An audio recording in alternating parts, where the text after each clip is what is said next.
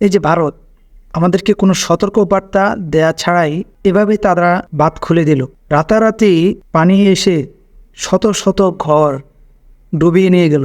মানুষ, শিশু, নারী, বৃদ্ধা, গর্ভবতী, কত রকম মানুষ আছে এই রাত্রি অন্ধকারের মধ্যে। অনেকে হয়তো মারা গেছে, অনেকে তারা একটু গুছিয়েও আসতে পারেনি, শুধু জীবনটা নিয়ে কোনো রকম পালিয়ে আসতে হয়েছে। অনেকে আটকে পড়ে আছে ঘরের ছাদে, ঘরের চালের উপরে দাঁড়িয়ে আছে, তাদের উদ্ধারের কাজ চলছে। তো দেখুন, আসলে আন্তর্জাতিক আইনের মধ্যেও কিন্তু এটা নেই, সতর্কবার্তা দেওয়ার নিয়ম এবং আস্তে আস্তে পানি ছাড়ার নিয়ম।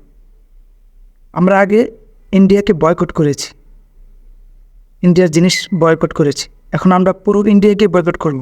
ইন্ডিয়ার এয়ারলাইন্সের কোনো টিকিট আমরা কাটবো না আজ থেকে। ইন্ডিয়ার এয়ারলাইন্স সম্পূর্ণ বয়কট। এবং আমরা ইন্ডিয়াকে উচিত জবাব দেব। আমাদের এভাবে শত শত হাজার হাজার মানুষকে ঘর ছাড়া করার কারণে আমরা ইন্ডিয়াকে বয়কটের মাধ্যমে উচিত জবাব দেব ইনশাআল্লাহ।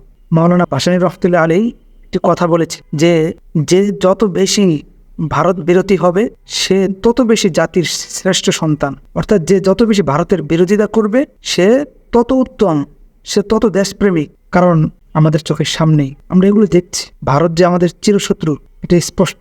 আজ থেকে ভারত বয়কট।